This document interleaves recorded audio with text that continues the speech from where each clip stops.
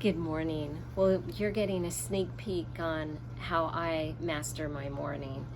Um, my morning time is really, really important to me, and I always start my day with 24 ounces of water, and I use these great mason jars.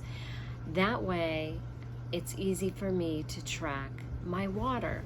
My goal is to drink 3 of these every day, and if I could get in a 4th one, more better. Right? My goal really is to do 100 ounces, but I'm happy with 72. And so I can take this to work. I have a reverse osmosis system in our home here, and then I also filter the reverse osmosis water into my Berkey for even more pure water, and it tastes so good. I don't like to drink water. I haven't in the past. But this water in the morning is so refreshing, and it just kickstarts my body into a healthy mode. I know there's more science behind that. I will do research on why it's good to drink anywhere from 8 to 24, even 32 ounces when you first get up in the morning. My goal every morning, 24 ounces. I take it with my medication that I have to take, and it's good. And during the day, I will usually dilute my water with a little bit of tea. I guess I should say I dilute my tea with a lot of water, and that really helps me get my water down. And then, of course, I start my morning with a cup of coffee. I'm drinking my coffee black only because what I've learned over the past few months is that when you intermittent fast, you will break your fast if you put in cream. And in fact, you'll even break your fast when you drink flavored water like LaCroix, bubbly, all of those yummy waters that I usually like, because it has flavoring in it. It does something to your body. Your mind is so smart. It tricks it into thinking that you're getting something sweet, and therefore it raises your insulin. And once you raise your insulin, you are no longer in a fasting state. So some people will ask, well, why doesn't coffee or black tea, green tea put you out of a fasting state? And that's because of the bitter taste. So I'm going to assume, and I even think Dr. Gundry mentions this, is that even you can add apple cider vinegar to your water and you're going to remain fasted, because here again, apple cider vinegar is and has that bitter flavor. So I'm not a huge fan of apple cider vinegar. I will do a video on how I drink my apple cider vinegar once I'm in an eating window.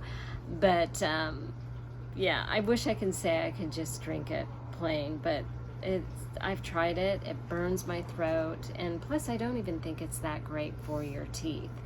So today I am going to intermittent fast for 20 hours. Now, what is intermittent fasting? It is really time restrictive eating. So you've got a window of when you're fasting, and then you have a eating window. And so I love a 20-hour fast. My body does extremely well. I've been fasting, well, not really, because I just told you I thought I've been fasting for years and years, never eating breakfast. I haven't been one to like breakfast, only because it would always hurt my tummy. I just didn't feel well. Even when I was vegan, eating the overnight oats, it would just sit in my stomach and I would feel bloated, and I hated that feeling. So now that I'm kind of embracing this intermittent fasting lifestyle, I am loving it, and I'm finding it very easy to do. So a typical intermittent fasting window is a 16-8, where and the first number is always the number that means how many hours you're fasting, and then the second window is your eating window. And you need to start very slowly if you decide to intermittent fast, because you just don't want to jump into something. And so I'm reading right now Cracking the Keto Code by Dr. Gundry. Highly, highly recommend that book. And he will tell his audience and even his patients that you need to start slowly. So if you are a breakfast eater and you eat breakfast at 8, what you want to do is push that to 9 o'clock and do that for a week. And then the next week, push your breakfast to 10 o'clock, 11 o'clock, and then eventually you'll get to 12 noon, and then you'll have an eating window of like 8 hours.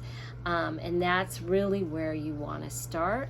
Start slowly, because if you dive into intermittent fasting and doing a 20-hour fast like I do, you're not going to stick with it. You're going to be miserable, you're going to be hungry, and you'll see no benefits. So I am going to intermittent fast over the next couple of weeks with you, doing what Dr. Mindy, she's another great person I follow, and I'll be leaving links for these people once I figure out how to do this. But she does a 5-1-1, which is I'm going to be intermittent fasting, and I'm going to do a 24 fast for 5 days of the week. Then I'm going to take a day off, and then I am going to incorporate what I'm calling a down day. So I will eat a vegan meal that's about 500 to 800 calories. And I'm just going to test it out. Right now, my weight this morning is 135 pounds. And I know a lot of you out there will say, oh, you don't need to lose weight. And I really do. My goal is to be 120. That's a number in my head that I want to hit. We'll see if I can do it. But I'll tell you, I feel so much healthier now that I've lost 20-some pounds. And yes, I've gained a few pounds. It used to be 27 pounds lost. Sometimes I'll tell people it's so much easier to lose the weight than to maintain it. I have been maintaining the weight, but it's been a struggle. It's been up and down, and I've gained 5 pounds, then I lose 5 pounds. I gain it back. I've kind of been here again on this yo-yo, and I want to get off the yo-yo. So I will plan to do a weigh-in with you once a week.